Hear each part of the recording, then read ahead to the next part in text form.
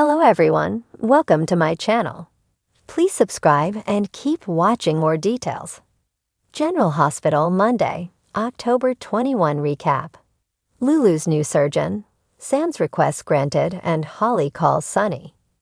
General Hospital, GH, spoilers recap for Monday, October 21, reveals that Terry Randolph, Cassandra James, broke some bad news to Laura Collins, Jenny Francis, and Lucky Spencer, Jonathan Jackson, in her office. Terry explained that Lulu Spencer, Alexa Havens, had portal vein thrombosis, a condition involving a blood clot that would have to be cleared during the upcoming procedure. Lulu's survival odds were worse now, so it'd be up to Sam McCall, Kelly Monaco, to decide if she was still willing to move ahead with the transplant. There were additional concerns since no one on the GH staff had experience with this complication, but Lucky spoke to Isaiah Gannon, Sawandi Wilson, privately and confirmed that he'd done it successfully before.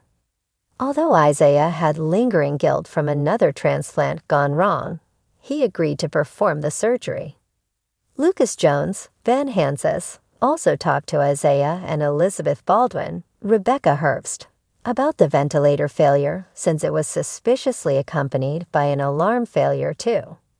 If Isaiah hadn't shown up when he did, there might not have been time to save Lulu.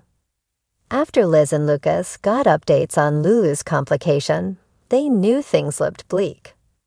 Lucas briefly wondered whether he should tell Laura and Lucky there was no hope, but Liz helped him see that Spencer's were stubborn and that he shouldn't give up. In the GH chapel, Kevin Collins, John Lindstrom, gave Laura support before Lucky appeared with Isaiah and revealed that he'd found a surgeon for Lulu. At the Quartermain mansion, Tracy Quartermain, Jane Elliott, said a heartfelt goodbye to Violet Finn, jovial love, with one last tea party.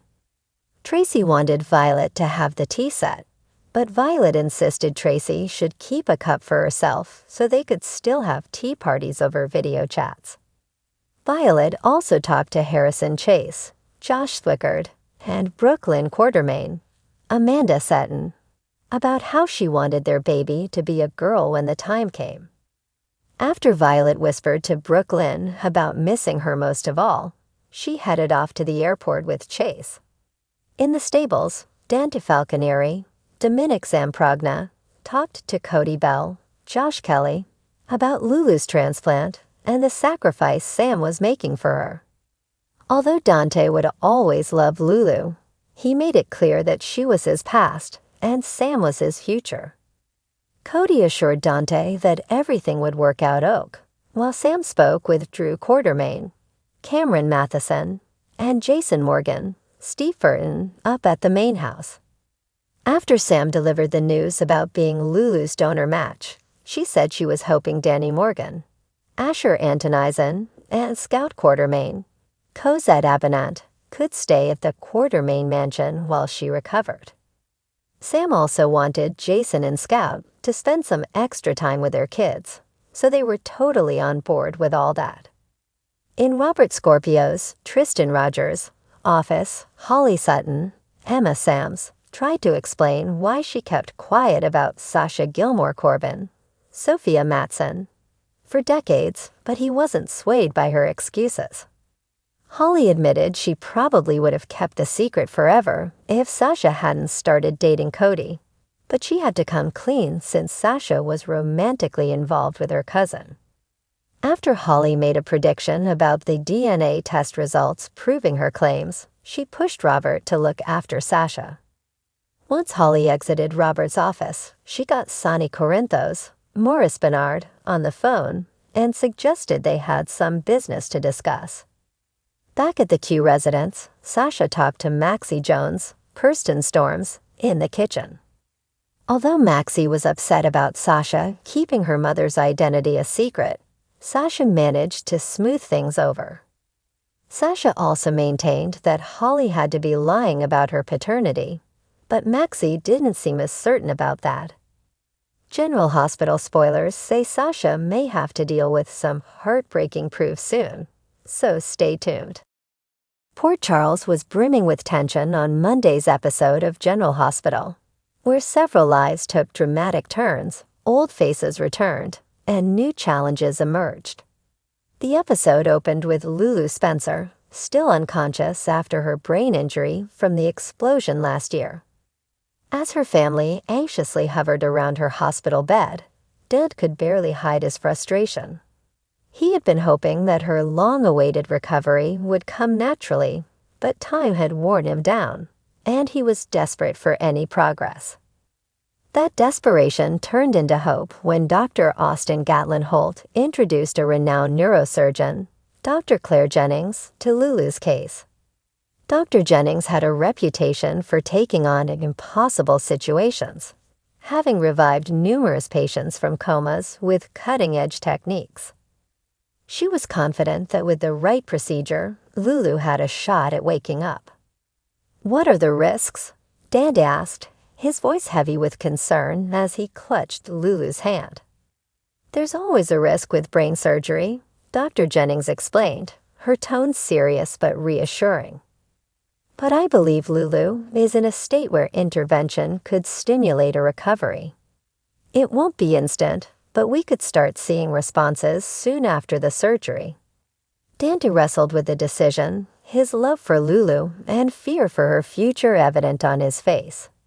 He exchanged a glance with Laura, who had been trying to stay strong for her daughter, but was crumbling under the weight of watching Lulu remain trapped in her unresponsive state.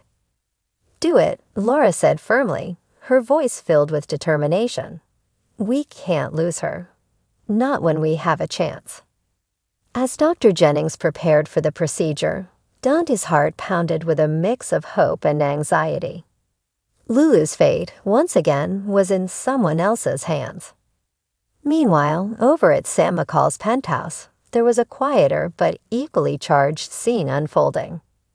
Sam had been burning the candle at both ends, balancing her private investigator work with her involvement in Jason Morgan's dangerous life.